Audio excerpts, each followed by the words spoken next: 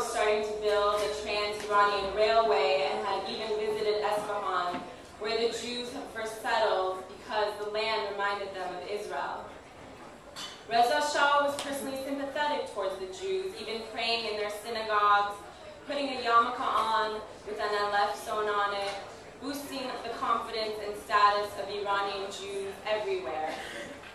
It was easy to change the laws of the land, but the mind and hearts of the people less so. It was only a minority of Iranians who would ultimately treat Jews better than before the Pahlavi dynasty, when a Jewish man or woman wasn't allowed to enter a Muslim man's shop, but had to stand outside and point to the fruit he or she wanted to purchase. Their contaminated fingers could never tap a melon to see if it was ripe for eating, put it next to their ears to hear its hollowness, or put an orange to their nose and inhale. It was only a small amount of people who would stop believing that Jews were considered najas or untouchable and weren't allowed outside while the rain fell, afraid that water would carry their impurities off their skin, which is surely where all impurities are always stored, and would destroy the city like an apocalyptic flood. Even after the king's visit to the synagogue, very rarely were Jews invited to tea by Muslims.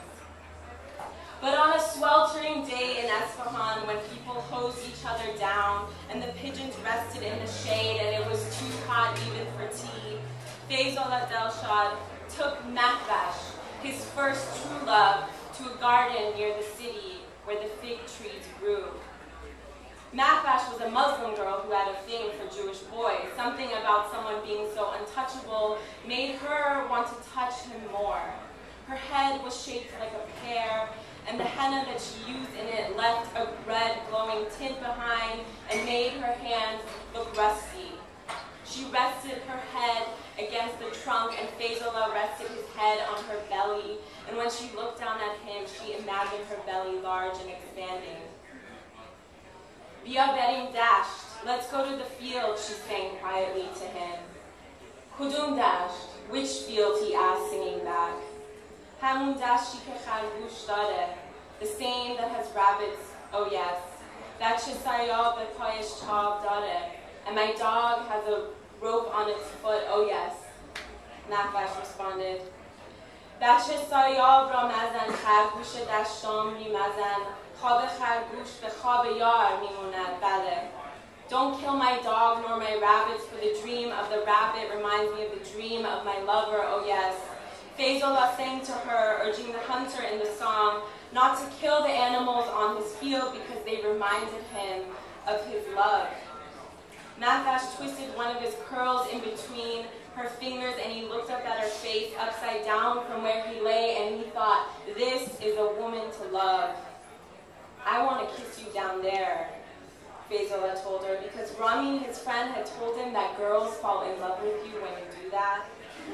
And she let him because she was feeling slippery inside, and she worried that everything inside of her would soon fall out if something did not make its way inside to push against this feeling. She would have spoken, but there were no words yet invented for this. Faisal moved down below, parted the thick hairs, tangled like a web, darker, if you can believe it, than the hair on her head. And he kissed her like he meant it, because really he did. He slipped inside and then outside of her, and it reminded Mahvash of the rhythm of the song they had been singing together minutes earlier. "Let's go to the mountain." Which mountain? He continued, even though it was windy and the figs knocked wildly on their bodies. They didn't mind. He looked up, asking with his eyes, his mouth wet with her, and Mahvash nodded, inviting other parts of him inside of her. "The same that has deer, oh yes, and my dog has a rope on its foot, oh yes." The branches were soon bare, and Mahvash moaned as she began to feel empty, blank, free inside her own body, and she dug her sweaty hands into his curls and allowed him even deeper inside of her. "Don't kill my dog, nor my rabbit, nor my deer, for the grace of my deer reminds me of the grace of my lover, oh yes." And before she could even think of her friend Nasreen, who had hung herself in her room months before, afraid what her father might do if he found out she had slept with Babak and was no longer a virgin, Mahvash's body began to pulse as if possessed. Allahu Akbar, Allahu Akbar, Ashadu Allah, Ilallah, Ilallah. She cried out to Faisallah, to God, to the tree and the sky and the birds that flew in flocks above. It was afternoon after all, time for prayer. Faisallah rested on top of her, their wet bodies slipping against each other. He put his head into the curve of her neck. Don't move, she said. We may be able to stay like this forever. You taste like everything beautiful in this country, saffron tea, jasmine, the sweat and love of a hard-working man, he said, and he believed for a moment that something this good could in fact last forever. And as their naked bodies throbbed with delight, and Nakash laughed uncontrollably because something had been switched on inside of her, made her feel childlike and lightheaded, like Allah was in fact nearby, they heard the sound of rattling coins. It was Rabbi Chauhan, with his hands deep in his pockets. He'd known Faisallah since he was a child and performed his circumcision, had trained him for his bar mitzvah, which had been a secret affair held in the privacy of the Delshad's home. He walked around always with two hands in his pockets, playing with loose change. His wife, who wore a black wig, even though her natural hair was as red as a bowl of cherries, had sent him to pick some figs for a batch of jam she was making for him and their 6 daughters. Rabbi Chauhan still prayed for a son. His favorite food as a child had been fig jam spread on bread warm enough to quickly turn butter into liquid. Remembering his mother's mustard yellow apron and the way her hands swirled in the air when mashing the fruit as it lifted the smell of summer into the air, remembering what it felt like to be so safe as she patted his buttery chin down with a napkin, he'd hurried towards the garden only to stumble upon this horrific scene, a Muslim and a Jew woven together, naked in delight, and not just any Jew, but Faisallah, who he'd come to consider as his own son. It made him throw up in his mouth a little. His body shook and he wondered what spell she cast on him.